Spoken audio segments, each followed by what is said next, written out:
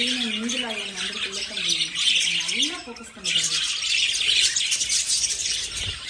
அப்படியே இருக்கு